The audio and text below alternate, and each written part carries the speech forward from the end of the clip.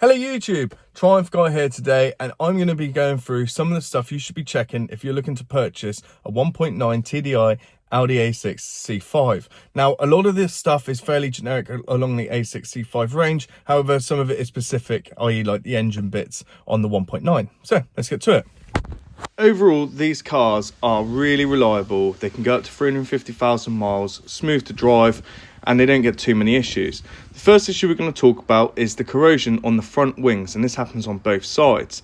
They're pretty inexpensive to change, however you will need to spray them to the same colour code as your car. Headlights and rear light clusters can fail, allowing water to come in. As you can see, it's happened on mine. Again, fairly inexpensive fix, but a bit annoying. Suspension sagging on the rear of the estates can be quite bad.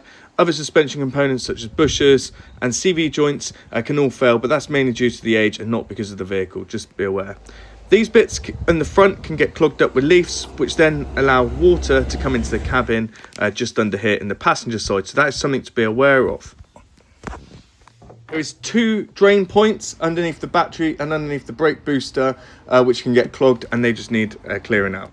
The colour of your coolant is correct and not contaminated. Now, you don't need to worry, it's probably not head gasket. What it probably is this oil cooler, which is situated just down here, okay? And these can sometimes fail, or the gasket can fail.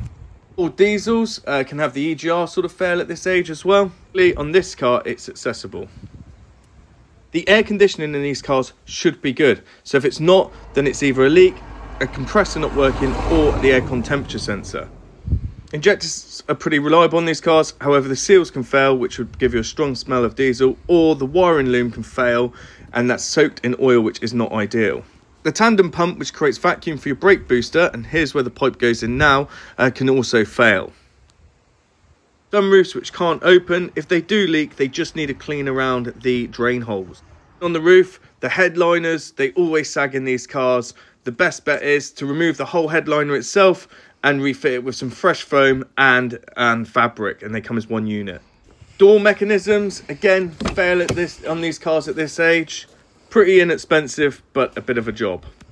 Windows not opening, as you can see mine's been taped over by the previous owner, and it's the actuator in these. The wheels which drive the metal cables are plastic, and as you can imagine what that sort of damage can make. They're fairly inexpensive, again £25, but a bit of a nose.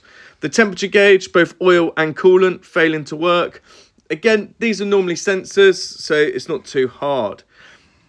Wearing down on certain buttons, this one's in pretty good nick, but most of them I've been on are worn completely down, and these buttons as well, as you can see, some of the bottom buttons are worn where you can't actually see what the writing says on them.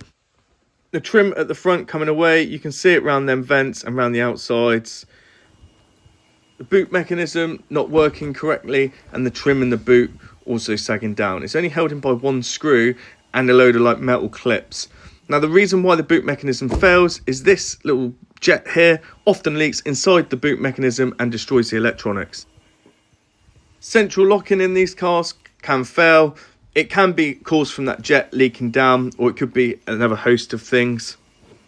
Anyway, thanks very much for watching. If you know of any other faults, please put them in the comments to help other potential buyers for these cars. The comments for a playlist for all the maintenance I've done on this car and all the future maintenance I'm planning to do on this car.